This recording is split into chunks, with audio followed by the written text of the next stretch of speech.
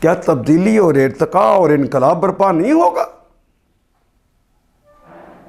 پھر یہ سارے جو کام ہیں جو قرآن حکیم میں آئے ہیں، جو ہم نے سورہ فاتحہ کے بعد پڑھنے ہیں نماز کو قائم کرتے ہوئے، مجھے یہ بتائیے کہ وہ سارے کیا انفرادی ہیں کہ کچھ اجتماعی بھی ہیں؟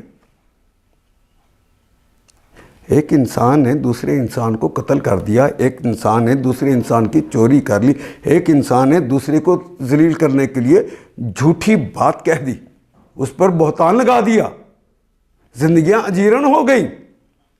ایک آدمی ہے مسلمانوں کے معاشرے کے اندر حرام چیزیں بیچتا ہے، لوگوں کو اس کی ترغیب دیتا ہے، ان کے ساتھ کیسا سلوک کرنا ہے؟ کہا تم نہیں کرو گے، یہ ایک منظم اسلامی حکومت کرے گی، اسلامی حکومت کا ایک سربراہ ہوگا، وہ حکم دے گا، تم نے اس کی اطاعت کرنا ہے۔ تیرے بھائی کو، بیٹے کو کسی نے قتل کر دیا ہے تو پھر اس کا قصاص کس طرح لینا؟ تم نے نہیں لینا، تم صرف درخواست کر سکتے ہو، حکومت کو اطلاع کر سکتے ہو۔ وہ اپنا نظام عدل جو اس نے قائم کر رکھا ہے، گواہیوں کی بنیاد پر جو فیصلہ ہو جائے گا، حکومت اس کے اوپر امپلیمنٹیشن کرے گی، تم نے نہیں کرنی۔ تو یہ اسلامی حکومت بنا کر اللہ کی حاکمیت کا قائم کرنا کہ یہ خلیفہ اللہ کے حکم کا نفاذ کرے، یہ ساری نماز اس کی تیاری ہے بنیادی طور پہ۔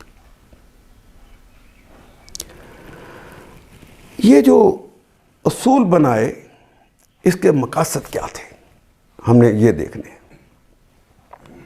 یہ کتاب کیونکہ آخری کتاب ہے، 1,24,000 انبیاء اور رسول گزر گئے،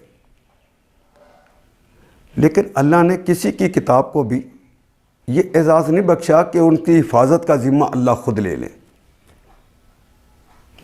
یہاں حفاظت کا ذمہ خود لے لیا کہ یہ اس کے حروف بھی، اس کی تراکیب بھی کوئی نہیں بدلے گا، یہ ایز اٹ از رہے۔